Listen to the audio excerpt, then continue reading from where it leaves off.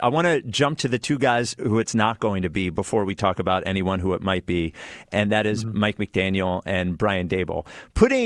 Let's put organizational politics aside. Is there anything from a personnel standpoint that you think Mike McDaniel or Brian Daboll may have looked at the Eagles from and said that might not be where I need to be if I'm going to advance my career? I definitely think McDaniel could have looked at Hurts and said, this is not a quarterback who fits well with my system. I'm going to go somewhere with a quarterback who does it better.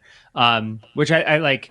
That's less of a qualitative Hurts isn't good enough and more of a descriptive, this is just play style wise, not what you want to do. Like McDaniel's entire offense in Miami was very much predicated on what Tua does well. And so it's a little bit hard to say like McDaniel exactly wants to be this on offense, but that offense was like very quick releases from the pocket over the middle of the field. Jalen Hurts is a long time to throw a quarterback who doesn't like to work middle of the field. Like the offense would have had to dramatically change in terms of how the targets are distributed, like what routes we run, where our layups are, where our shot plays are, like how do we get our explosives. It would have just been categorically different if we're assuming that McDaniel's offense is, kind of exactly that and not just something that he jerry-rigged up for Tua.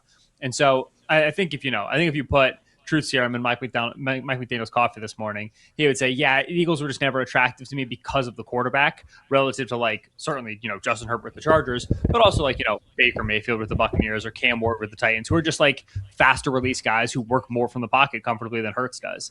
Daboll, I don't think so. I think that Daboll has worked for Jalen Hurts before. I think the tools here would have been great for Daboll. That one, I don't think there's I can't do this in Philadelphia. McDaniel, I would have seen something there.